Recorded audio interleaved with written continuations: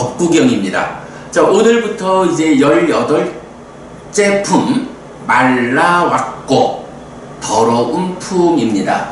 자, 요 말라라고 하는 단어가 이게 이제 사실 뭐 우리말에도 보면 뭐 더럽다라고 하는 것을 여러 가지 말로 부르죠. 그냥 더러운 거, 뭐 때, 뭐 옷점, 뭐 기타 등등 하나의 어떤 상태를 지시하는 여러 단어들이 있잖아요. 빨리어도 마찬가지죠. 이제 그러다 보니까 말라라고 하는 이 단어를 보통 이제 때로도 번역을 많이 하고 오염 이렇게 이제 많이 하는데 저는 요거를 이전에는 저도 때로도 번역을 하고 이랬었는데 요번 18품에서는 더러운 품, 더러움이라고 번역을 했어요.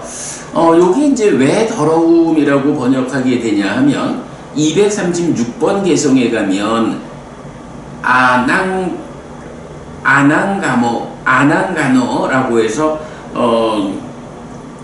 그러니까 앙가나라고 하는 단어가 나오는데 거기에 이제 맞지마니까요 5번인가요? 에서 때없음 경으로 나올 때 때없음이 아낭가나라고 해서 이제 요 단어를 쓰고 있거든요. 그래서 맞지마니까야의 비중큰 하나의 경에서 아낭가마를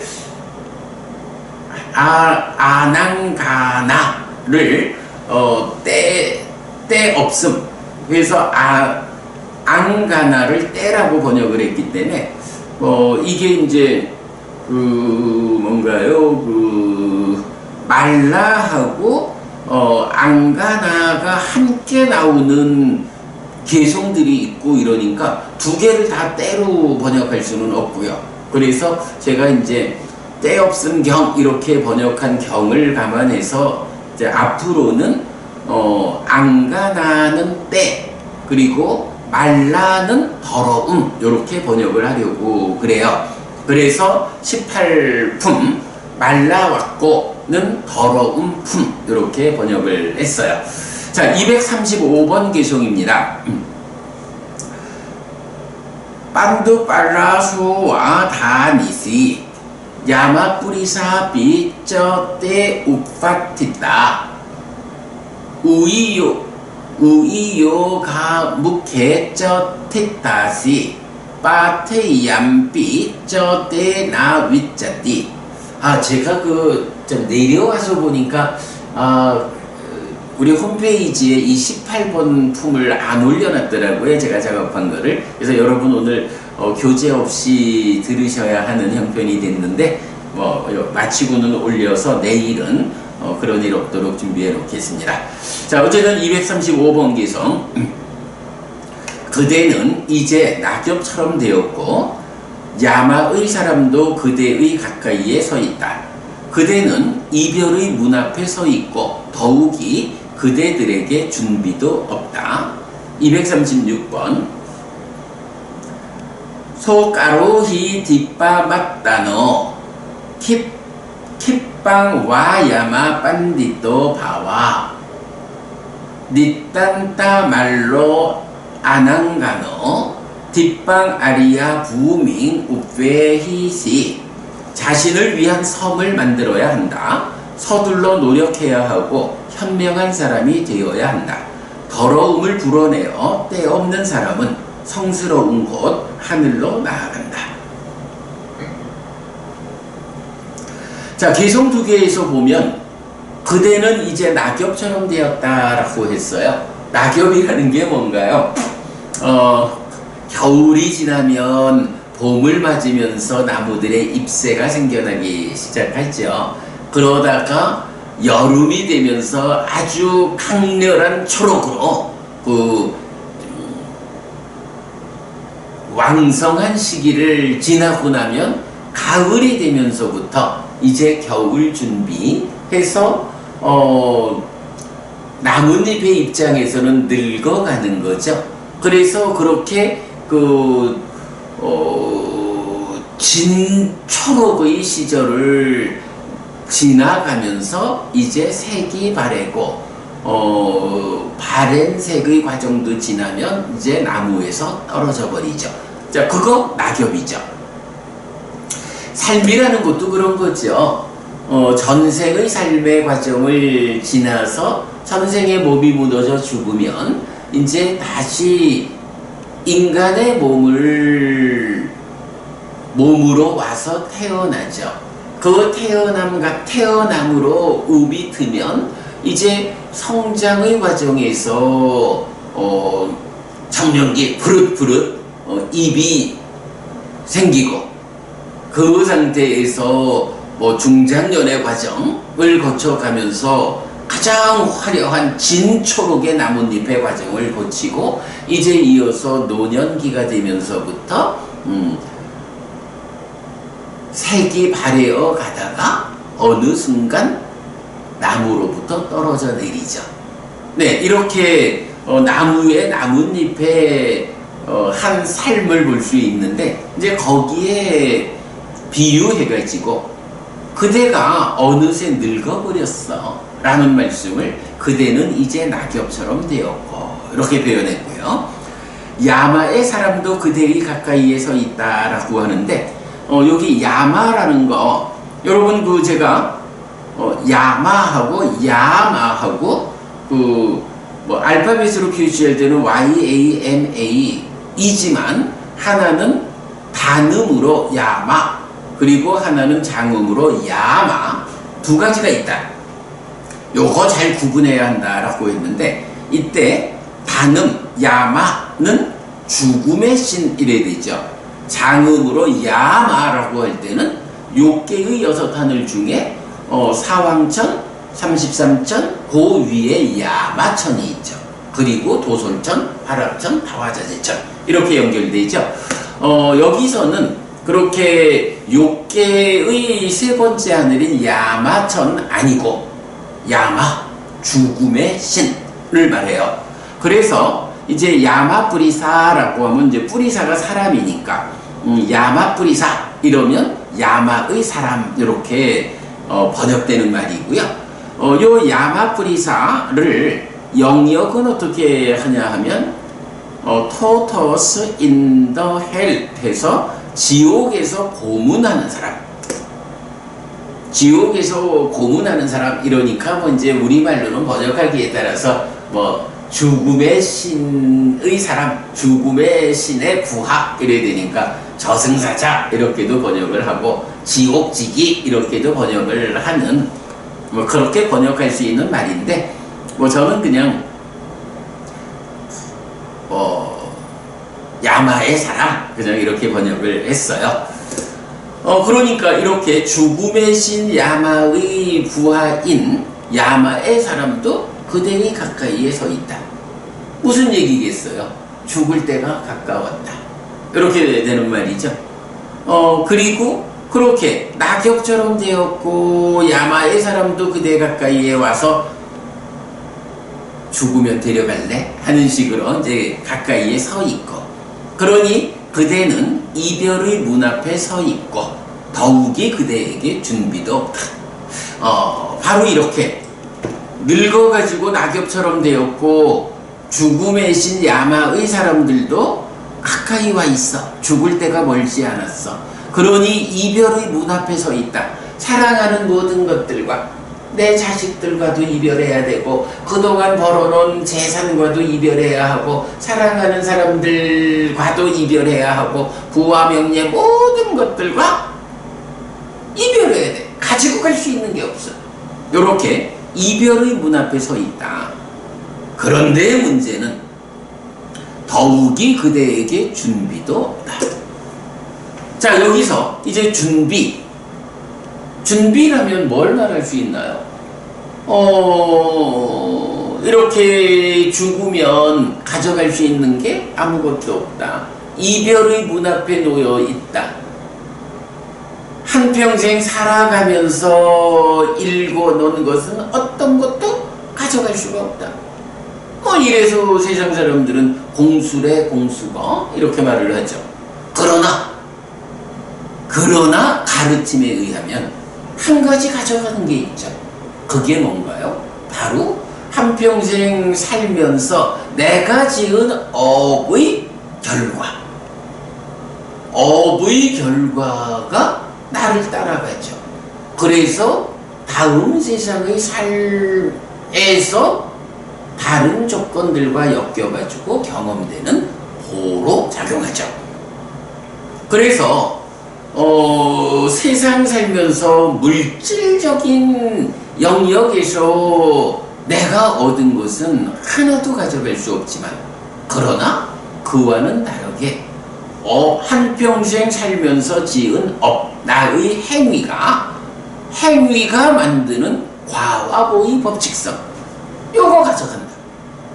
그래서 이제 경에서 보면 마치 그림자처럼 따르는 것이 있다, 이렇게 나오죠. 그게 뭔가요? 악업을 지은 자에게는 악덕이 그림자처럼 따라가는 거예요. 선업을 지은 사람에게는 공덕이 그림자처럼 따라가는 거예요. 그래서 여러분, 우리가 공덕을 어떻게 정의하나요? 공덕 1, 행복을 가져오는 거. 공덕 2, 죽을 때 가져가는 거. 그리고 세 번째, 저 세상의 버팀목. 저 세상의 버팀목이라고 하는 요 표현이 뭔가요? 더욱이 그대에게 준비도 없다. 준비가 없다라는 게 뭐예요? 이제 늙어가지고 죽을 때가 다 됐어. 사랑하는 모든 것들과 이별해야 해. 그러면 이렇게 죽어서 이별하면 새로운 삶을 시작해야 하는데, 새로운 삶을 시작하기 위해서 내가 아무것도 준비하지 못했어. 다시 태어나 살아가야 되는데 준비된 것이 없으니 지옥을 가거나 축생으로 태어나거나 아귀로 태어나거나, 혹시 인간으로 온다 해도 그 준비의 부족 때문에 아주 어려운 가정에 태어나가지고 한평생 열악한 조건으로 시작해야 하고, 이런 것이 준비가 없다라는 거죠. 그러면 어떡하나요? 이제 이렇게 늙어서 낙엽처럼 되었다, 죽을 날이 멀지 않았다, 야마의 사람이 가까이 와 있어. 이제 사랑하는 모든 것들과 헤어져야 해. 그러면 새로운 삶이 시작될 거야. 나는 새로운 삶을 위해서 준비되었는가? 라고 이제 여러분 자기를 돌아봐야 하죠. 늦으면 안 되죠. 그래서 나를 돌아보니까 참으로 내가 행복을 가져오는 것이요, 죽을 때 가져가는 것이요, 저 세상의 버팀목이 되는 이 공덕을, 참으로 공덕을 많이 짓지 못했다. 내가 공덕을 마련하지 못했다.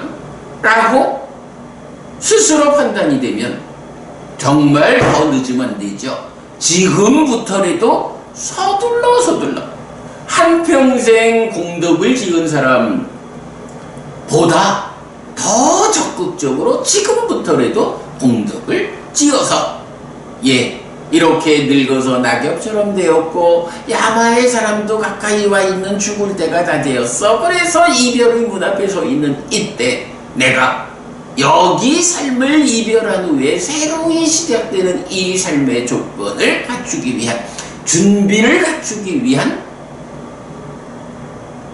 지금 해야 하는 일, 그게 바로 공덕을 짓는 일이죠. 공덕을 짓는 만큼이 준비죠. 자, 그러면 공덕이라는 건 뭔가요? 세 가지 공덕행의 토대가 있다라고 해서 우리가 잘 아는 거죠. 첫째는 보시하는 거예요. 베푸는 거예요. 두 번째, 오계를 지니는 삶을 단속하는 거예요. 삶이 단속되니까 악업을 지을 일이 없고 선업을 짓니까 그 선업이 바로 공덕을 만드는 일이에요. 그리고 세 번째가 수행이죠. 부처님 가르침을 잘 바르게 배워 알고 실천하는 일로 우리가 호흡을 붙잡고 삼매에 들겠다라고 호흡으로 마음을 집중해 가는 걸로 시작하는 이 수행. 보시와 계와 수행이라는 이 세 가지 공덕행으로 삶의 중심을 맞춰가지고 이제부터라도 내가 낙엽처럼 늙은 거 되돌릴 수 없고 야마의 사람이 내 곁에 와가지고 함께하려는 죽음이 멀지 않은 때에 사랑하는 모든 것들과 이별해야 하는 그 이별의 문 앞에 서 있는 이때 내가 더 늦지 않게 준비를 시작해야겠다. 어떻게 준비할 것이냐? 행복을 가져오는 것이요 죽을 때 가져가는 것이요 저 세상에 버팀목이 되는 이 공덕을 지금부터라도 지어야겠다. 어떤 방법으로 공덕을 지을 수 있느냐? 보시와 계와 수행이다. 어떻게 보시하고 어떻게 계를 지키고 어떻게 수행할까요? 라는 부분은 니까야.ki 아래 와서 보면 다 있다. 여러분 우리 홈페이지 니까야.kr 참조해서 하면 되죠. 네, 그렇게 시작해야 됩니다. 지금 젊은 사람이면 야 빨리 시작하자 해야 될 거고, 지금 늙었다라고 하면 더 늦기 전에 시작해야 한다 라고 미뤄서는 안 되는 일. 예, 아주 중요하죠. 자, 그러면서 이제 236번 자신을 위한 섬을 만들어야 한다. 서둘러 노력해야 하고 현명한 사람이 되어야 한다. 더러움을 불어내어 때없는 사람은 성스러운 것 하늘로 나아간다 라고 했어요. 자신을 위한 섬을 만들자라는 거 뭔가요? 자주법주 요거죠. 누가 내 삶을 대신 이끌어주지 않는 거예요. 오직 내가 스스로 가야 되잖아요. 부처님, 그러니까 자주법주, 가르침을 섬으로 삼아서 내 스스로 섬이 된다. 내 스스로 섬으로 나아간다. 그렇게 자신을 위한 섬을 만들어야 한다. 서둘러 노력해야 하고, 그래서 현명한 사람이 되어야 한다. 어떤 노력을 서둘러야 되죠? 네, 보시와 계와 수행이라는 이 세 가지 공덕행의 실천, 그 노력을 서둘러야 하고, 그런 실천에 의해서 현명한 사람이 되어야 하죠. 그런 과정에서 보시, 계, 특히 수행이라는 이 공덕행에 의해서 내 마음 안에서 더러움을 다 후 불어서, 내 마음 안에 있는 더러움을 후 불어서 다 날려버리고 때없는 마음을 가진 사람이 내가 되는 거예요. 예, 요 표현요. 더러움을 좀 약한가? 안 되면 선풍기도 약하고 있죠. 강력하게 불어가지고 내 안에 있는 더러움을 불어내는 거. 그래서 내가 때없는 마음을 가진 사람이 되는 거. 이렇게 더러움을 불어내어 때없는 사람은 성스러운 것 하늘로 나아간다. 이렇게 나오는 거죠. 하늘로 나아가고 그 끝에 해탈된 삶을 실현한다. 성스러운 것. 이렇게 돼 있죠. 자, 오늘 법구경 개성 2개 보았습니다. 235, 236에서 이제 우리 말라왔고 더러운 품의 2 개성인데요. 참 진짜 저 자신도 벌써 60대 중반 이래 되니까 참 낙엽처럼 되었구나 하는 거 저도 체감을 하지요. 정말로 야마의 사람이 내 곁에 가까이 왔구나. 죽을 날이 그렇게 멀지 않은 것 같아. 언제 죽을지 모르는구나. 이런 생각도 하게 되죠. 그러면 사랑하는 모든 분들, 여러분들과 또 이별해야 하죠. 그러니 내가 다행히 늦게나마 출가해가지고 공부하는 일을 통해서 제가자 시절에 비해서는 그나마 좀 준비를 하고 있지만 그래도 아직까지 준비가 부족하다. 네, 여러분 잘 보아가지고 나를 위한 섬을 만들어서 서둘러 노력해야 하죠. 내 안에 더러움을 하고 불어내어가지고 때없는 마음을 가진 사람이 내가 되어야 하죠. 저도 그렇고요. 여러분도 그리해야 하죠. 예. 자, 오늘 법구경 2개 개성 통해서 더러움을 불어내자, 늙었다, 준비하자 하는 이런 이야기 보았습니다. 네, 여러분. 오늘도 부처님의 언어로 부처님의 가르침을 독송하면서 하루를 잘 시작했습니다. 잘 시작한 오늘 하루 여러분 내내 편안하시고 이익과 행복을 쌓는 시간 되시기 바랍니다. 함께 해주셔서 고맙습니다. 여러분 행복하십시오.